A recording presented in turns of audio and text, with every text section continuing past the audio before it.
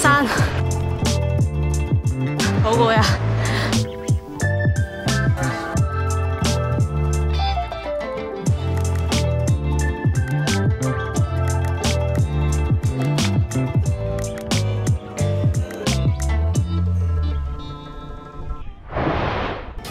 上一集同大家介紹咗東京近郊鎌倉嘅一日行程，如果仲未睇嘅朋友可以先去睇呢一條片。今集我將會去到東京附近另外一個好多人都會去嘅地區橫濱。橫濱係神奈川縣出咗名嘅觀光城市，入面有好多適合一家大細去嘅景點。唔想錯過嘅話，大家記得要睇到影片最後。支持我嘅朋友，請幫手俾個 like 同埋 subscribe 我嘅 channel， 都請大家幫手留言推條片。如果大家係好似我咁由新宿出發，坐 JR 嘅湘南新宿線就可以直達橫濱，車程大概係45分鐘左右。不過我哋嚟到橫濱嘅第一站係新橫濱拉麵博物館，所以我首先要搭 JR 去到新橫濱站。由 JR 新橫濱站10號出口出嚟之後，行大概4分鐘左右就會去到新橫濱拉麵博物館。呢個拉麵主題博物館最特別係館入邊唔單止係得展品可以睇，仲有好多嚟自日本各地嘅拉麵店可以食得到。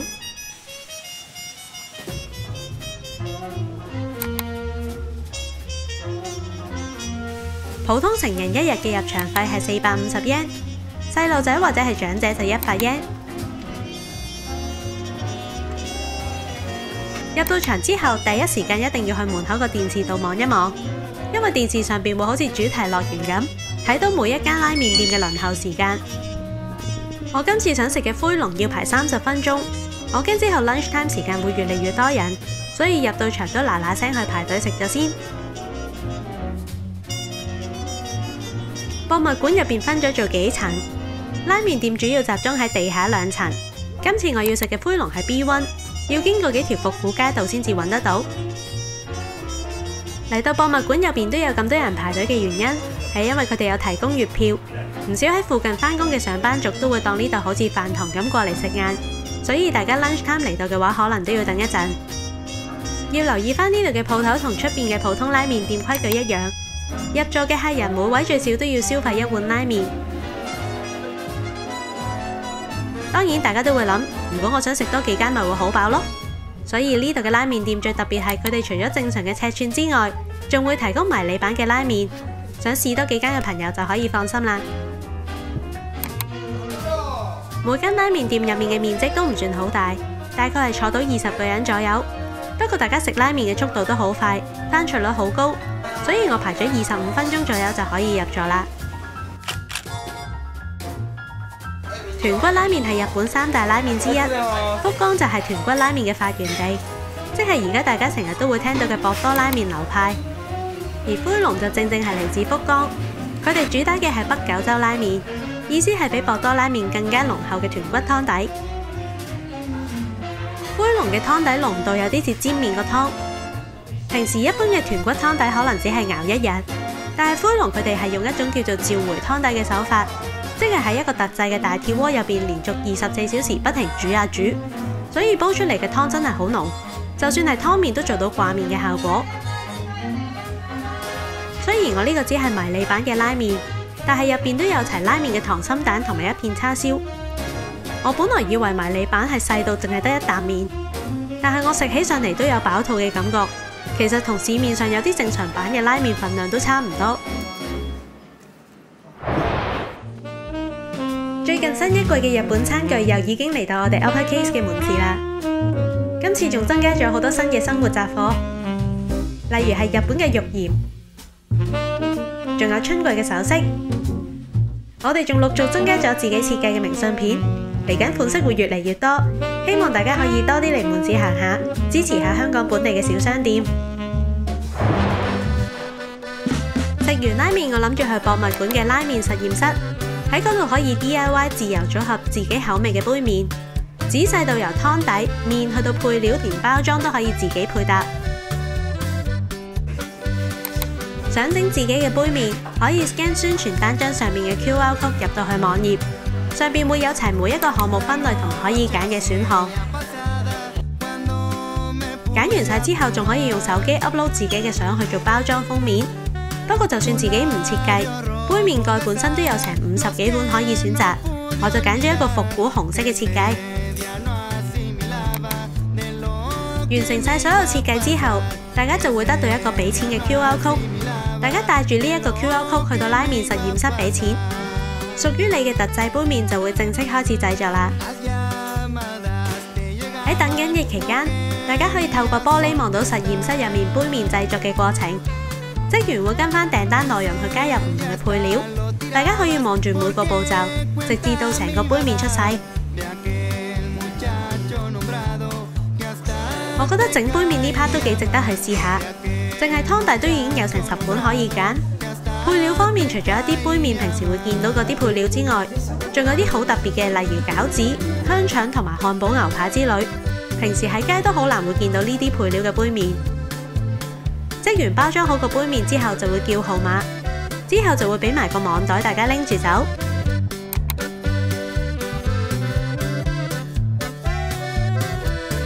整完杯麵我就正式開始參觀呢一個博物館啦。喺展館嘅路中心擺咗一架街頭麵攤嘅屋台手推車。以前啲人拖住麵檔開鋪嘅時候會吹住一種好特別嘅樂器，有少少似中國嘅嗩吶。日本人一聽到呢段音樂就會即刻諗起拉麵。屋台手推車隔離呢個拉麵地圖，代表咗日本唔同地區嘅拉麵流派。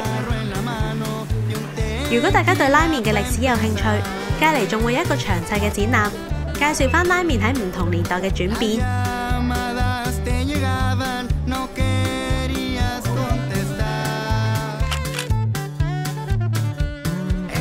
展覽入面仲特登重現咗1910年喺淺草開幕嘅來來軒，佢係日本第一間拉麵專門店。自此之後，日本各地先至相繼開咗唔少拉麵鋪頭。係時候介紹下呢個拉麵博物館最特色嘅地方啦。地下2層佈置成1958年嘅日本街道。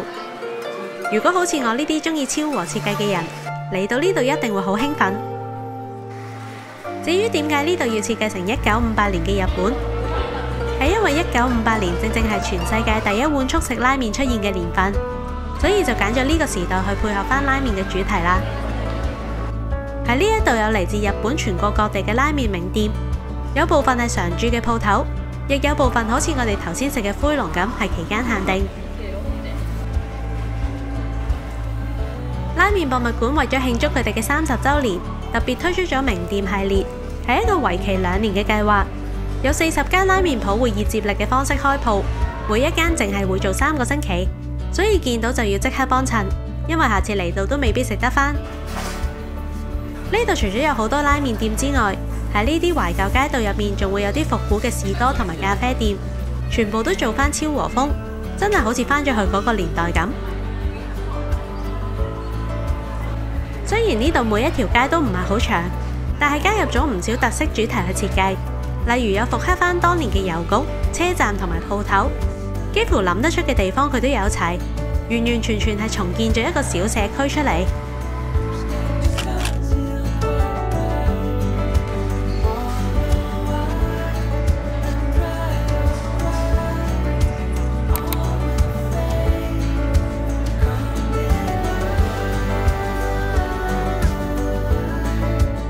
呢度每一條街都佈置得好細緻，有啲街道仲會根據返佢個位置去佈置成鋪頭同民居嘅後街，真係四周圍都係打卡位。有啲佈置仲隱藏咗小機關，好似打開道門就會有貓叫聲。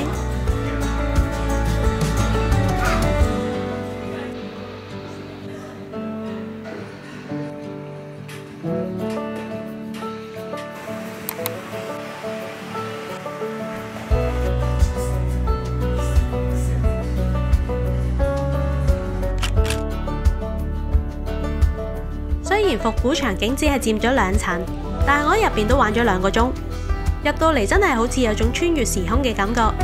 推介大家有時間嘅話都嚟玩下食下拉麵。最後離開之前，要行埋佢哋嘅拉麵主題手信店，入邊除咗有日本唔同地方同埋牌子嘅即食拉麵，仲有專門用嚟食拉麵嘅餐具賣。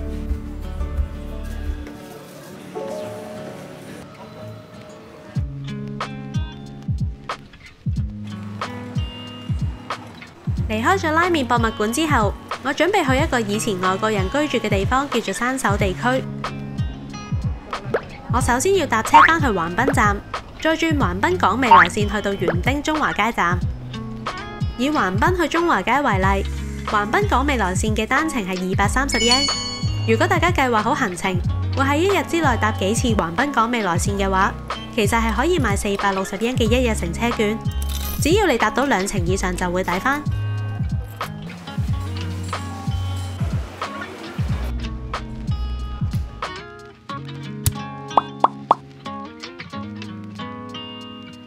行去山手地區之前，我會途經中華街。橫濱中華街屬於日本3大中華街之一。其實中華街唔單止係指一條街，而係成個區域入邊有好多中國餐館嘅街區，間間鋪頭嘅門面都做得好華麗。除咗中國餐館之外，仲有唔少可以即買即食嘅小食。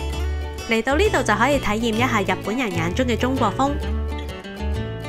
不過我會喺夜咗之後先至再返嚟中華街，因為入黑之後嘅中華街，啲鋪頭會開住燈籠同埋有五光十色嘅招牌，比起日頭去更加有特色。至於中華街嘅詳細介紹，我會留返喺下一集，大家記得要留意。我而家經過呢一條叫做谷戶橋，其實喺好耐之前係冇下面呢一條河嘅。喺橫濱開港之後，因為住喺呢度嘅外國人同埋日本居民成日發生糾紛，政府為咗避免呢種情況，先至挖咗掘村呢一條河出嚟，隔開兩邊人居住嘅地區。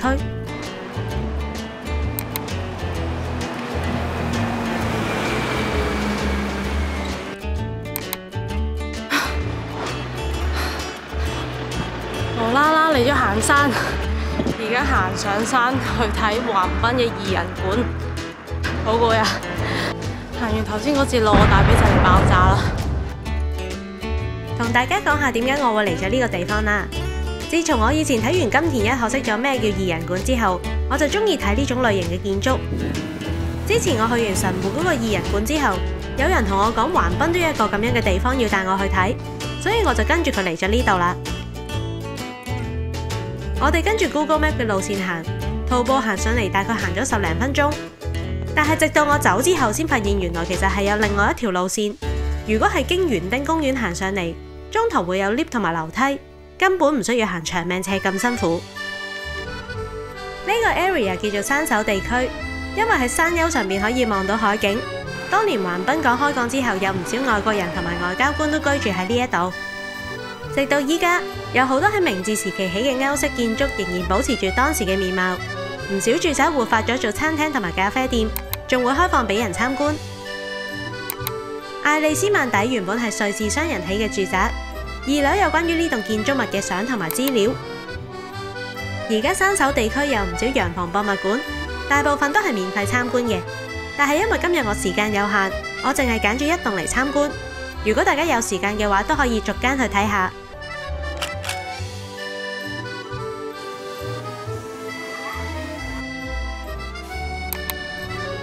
跟住呢一棟門口有花園嘅，同樣係有100年歷史嘅建築。佢而家已經改建成一間西式嘅甜品店。佢嘅1樓係咖啡店，2樓就係甜品店同埋賣手信嘅地方。因為室內嘅座位唔多，所以假期嘅時候有機會需要排隊。我嚟嘅呢一日咁啱仲有空位，就可以直接入座啦。一入到餐廳，見到鋪頭入邊裝修得好典雅，係傳統嘅英式復古佈置。室內保留咗好多古董家私，店員仲會着住好傳統嘅女僕制服，所有細節都散發住一種古典嘅味道，好啱嚟飲杯茶食件蛋糕。橫濱每年5月都有玫瑰祭，呢度附近嘅港建休公園、美國山公園一帶會開滿晒玫瑰花，所以呢度都有一系列嘅玫瑰主題甜品。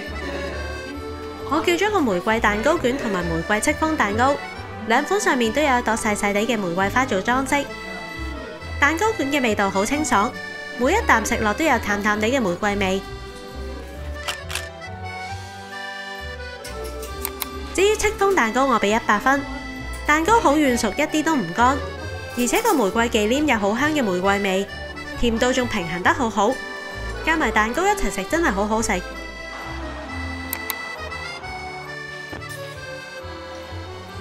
多去到日落，我係時候離開山手地區去返橫濱嘅市中心啦。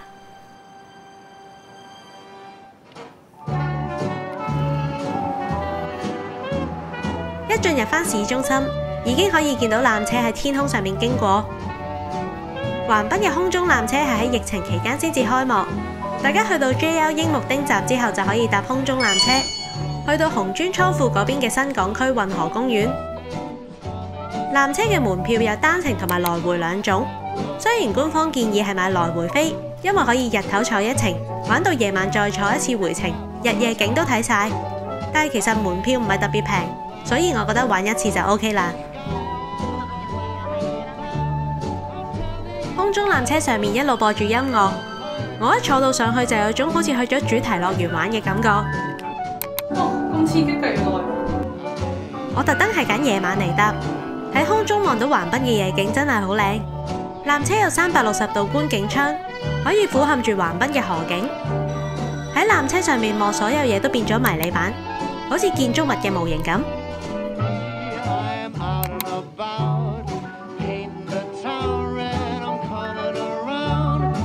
不過纜車嘅行駛時間有啲短，大概係得5分鐘左右，所以每一秒都要好珍惜。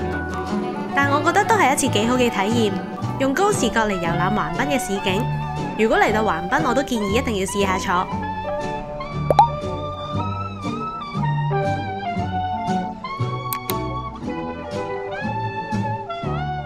我坐空中纜車嚟到新港區，準備行過去 Marina Walk。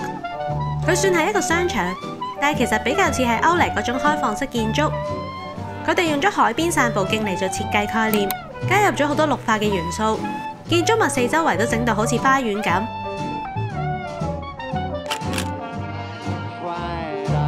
Marina Walk 係喺紅磚倉庫隔離，對住一大片海景，加上橫濱又係一個沿海城市，感覺好似同海洋好有關係，所以今晚我就揀咗一間食夏威夷菜嘅餐廳。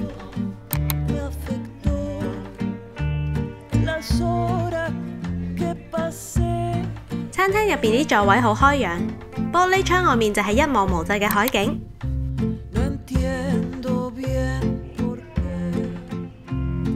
如果大家係嚟食 tea， 可以試一試佢哋嘅水果 pancake， 見到個樣都好吸引。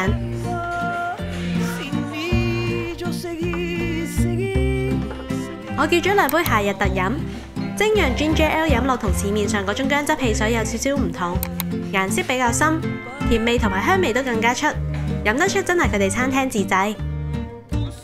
夏威夷冰茶入邊加入咗金鳳梨汁，金鳳梨係夏威夷嘅特產，飲落好有熱帶風味。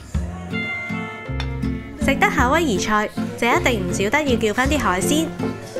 我叫咗個蒜蓉蝦、白酒煮南貝同埋鋪滿咗三文魚嘅 poke bowl。夏威夷嘅 poke bowl 係因為當初漁民將新鮮嘅魚獲切成粒粒而出現。嚟到日本食返唔同煮法嘅魚生，感覺都幾特別。牛油果同埋三文魚真係好夾，再加埋蛋黃醬汁，酸酸甜甜幾開胃。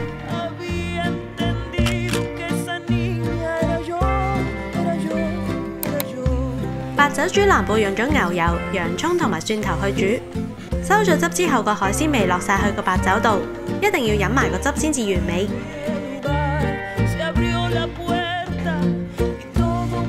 之後係去夏威夷最中意嘅一道菜蒜蓉蝦。蒜蓉蝦加咗好多牛油同埋蒜蓉去炒，啲香味入晒啲蝦肉度。食之前再擠翻少少檸檬汁落去，個醬汁濃郁得嚟又帶翻少少清爽。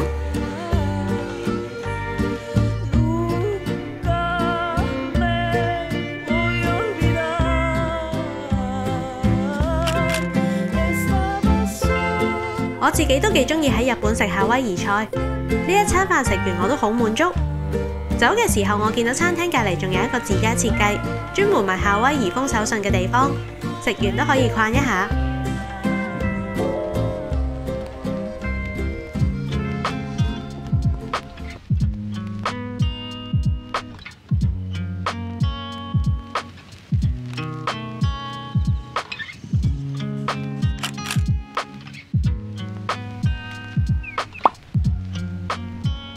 嚟到片尾彩蛋時間啦！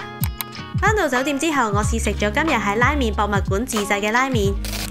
一打開個拉麵包裝，所有配料都係獨立包裝嘅。